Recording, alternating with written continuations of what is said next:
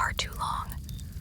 One that begins, like all the best ones do, with something strange that happened on a night just like this. The house in the forest. So, there was this man named Elias. He wasn't a bad man, but life had been hard on him. One day, he decided to take a trip, just to clear his mind.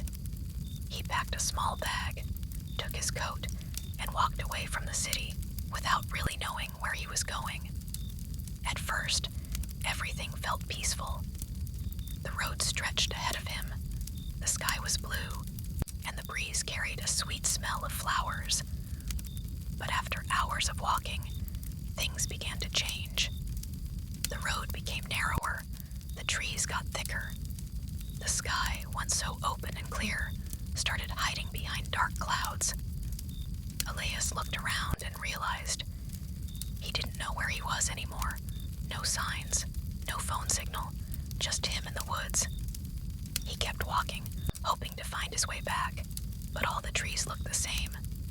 The deeper he went, the quieter it became. No birds, no wind, just silence. He started to feel something strange, like the forest was watching him. Then, just as the sun started setting, he saw it, a house. It stood between the trees like it didn't belong there. The paint was old and peeling, but the lights were on. There was smoke coming from the chimney. It looked alive. Elias hesitated. He was lost, tired, and hungry. So naturally, he thought, maybe someone inside can help me. He stepped forward, crunching leaves under his feet, but then, suddenly, the lights in the house went out. All of them, at once. The chimney stopped smoking. The forest seemed to hold its breath. Elias stopped in his tracks. Then the door of the house creaked open slowly. But no one came out. He called, "Hello? Is anyone there?" No answer. He walked a little closer, heart pounding like a drum in his chest. When he reached the front steps, he looked inside. It was dark, but he thought he saw something move, just a shadow passing quickly. He swallowed hard. "I'm lost," he said aloud, hoping someone or something was listening. "I just need help." From inside the house, a voice called back, a woman's voice, software calm. "You can come in, Elias." His blood ran cold. He had never told anyone his name. He took a step back. "Who are you?" he asked. No answer.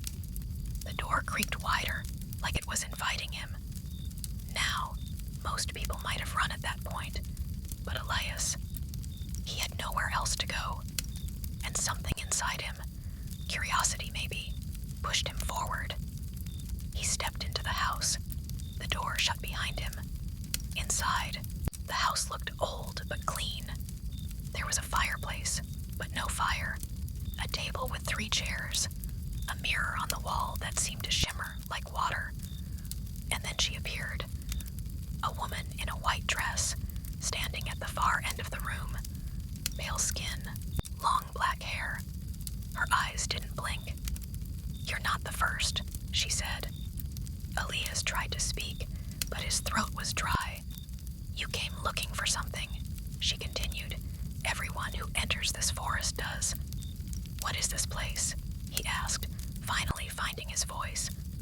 She tilted her head. "A place forgotten by the world. A place for the lost. I want to go home," he whispered. She smiled, but it wasn't a kind smile.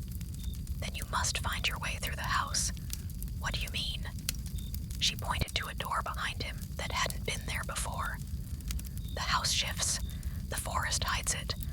But if you walk through and face what waits for you, you might leave."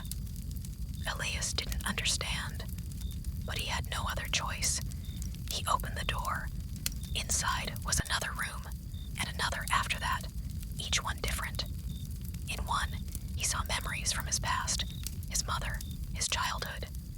In another, he saw fears, darkness, failure, loneliness. Each room tested him, forced him to face who he truly was,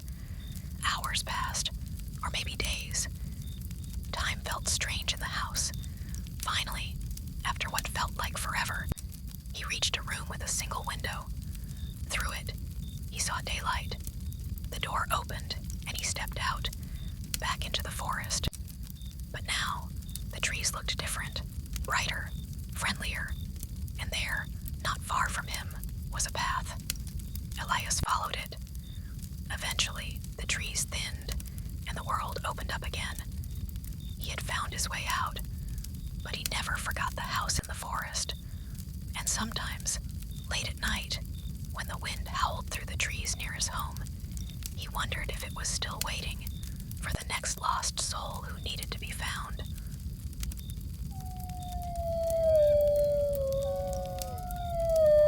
Araz and the Desert Shadow. In the year 1500, in a quiet old village tucked in the green mountains of Kurdistan, there lived a Muslim man named Araz. He was a tall, strong man with kind eyes and a heart full of faith. People in the village respected him, not because he was rich or powerful, but because he always helped others, stayed honest, and prayed without missing a day.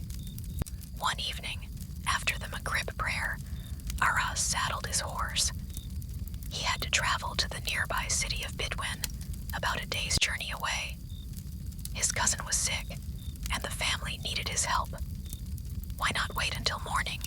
His mother asked him. Traveling at night is dangerous. But Araz smiled gently. Time is precious, mother. I'll be fine. Allah is with me. He kissed her hand, mounted his horse, and rode off into the night. The desert stretched wide and silent, the moonlight painting the sand in silver. For hours, everything was calm, just the sound of the horse's hooves and the soft wind whispering through the hills. But around midnight, things began to change. A cold breeze swept across the sand. The air, which had been warm, turned suddenly sharp and icy. The horse began to slow down, its ears twitching. Araz noticed the silence. No crickets, no owls, just silence. Then, from the corner of his eye, he saw it. A figure, tall, thin, standing in the distance, dressed in long white rags that fluttered, though there was no wind. He stopped his horse. At this hour, who? He whispered. The figure didn't move. It just stood there. Araz called out, "Assalamu alaikum." No answer. He took a step forward, and the thing glided, not walked, glided closer. That's when he saw the face, or what should have been a face. It was covered. No eyes, no mouth, just emptiness. Araz felt fear rise in his chest like fire, but he was a man of faith. He whispered, "A'udhu billahi minash shaitani rajam." I seek refuge in Allah from the accursed devil.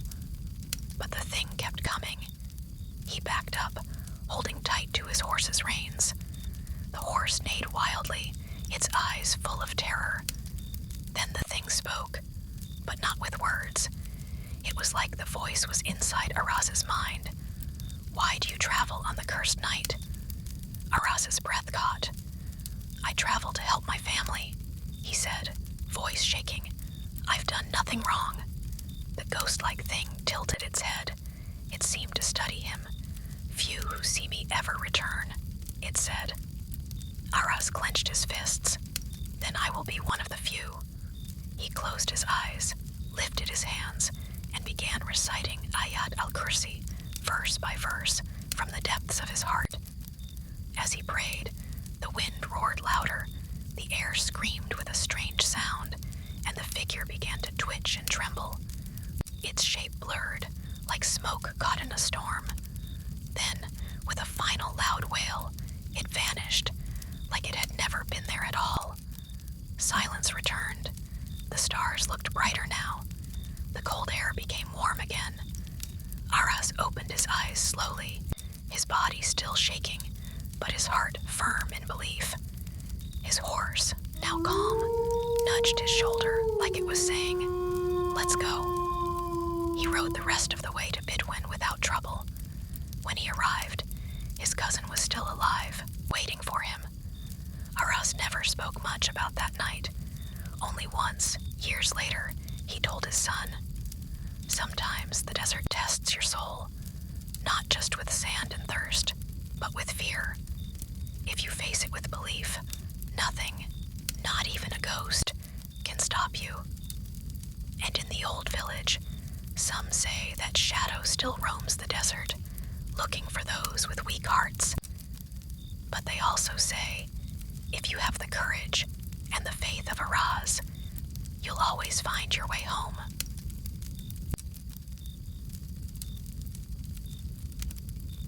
The Lantern in the Mountains.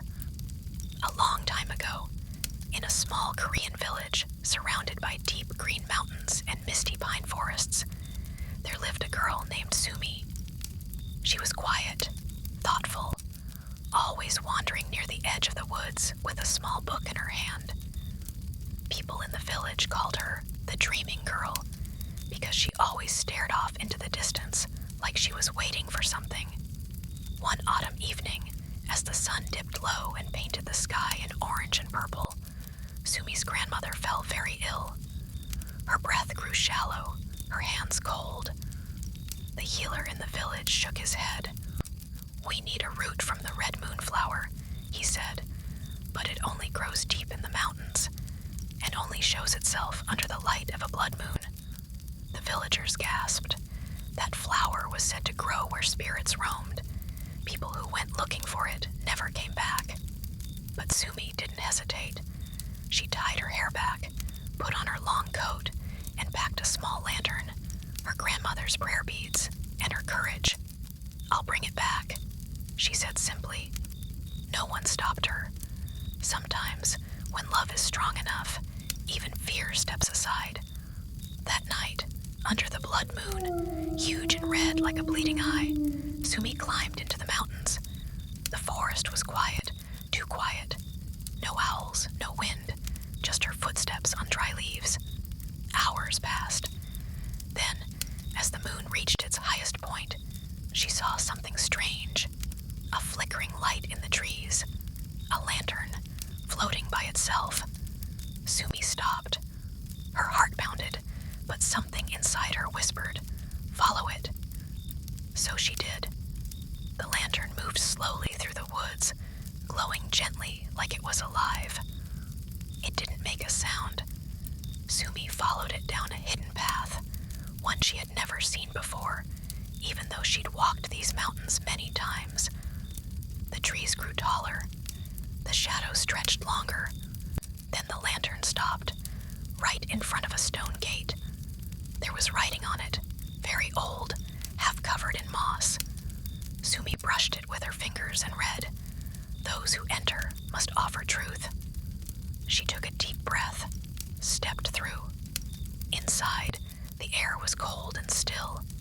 The forest didn't feel like a forest anymore. It felt like something watching her from all sides. Then she saw it, a garden bathed in red moonlight, and in the middle, the red moonflower glowing softly. She stepped closer, reached out. "Why do you seek me?" a voice echoed. Sumi turned around. There stood a woman, tall, pale, dressed in white robes. Her face was beautiful, but her eyes were strange, too still, too deep, like mirrors that didn't reflect anything. "I need the flower," Sumi said, her voice steady. "For my grandmother." The woman nodded slowly. Many come for what they want. Few come for what they love. Then she held out her hand. "Tell me your truth, child." Sumi closed her eyes, and she spoke. About her grandmother, the one who raised her, sang to her, taught her how to be brave. About how afraid she was, of death, of being alone. About how she didn't know if she could make it back, but she had to try. When she opened her eyes, the woman was gone, but the flower was in her hand. She ran. The path seemed to open for her this time. The forest let her go. By dawn, she reached her village. The healer used the flower, made a tea, and within hours, her grandmother opened her eyes, smiling weakly. "You found it," she whispered. Sumi nodded, tears in her eyes. After that night, Sumi was never the same. She still wandered, still read her little book, but now villagers said, she walked like someone who had met something from beyond this world and walked away stronger. And sometimes, on blood moon nights, a lantern can be seen drifting through the forest,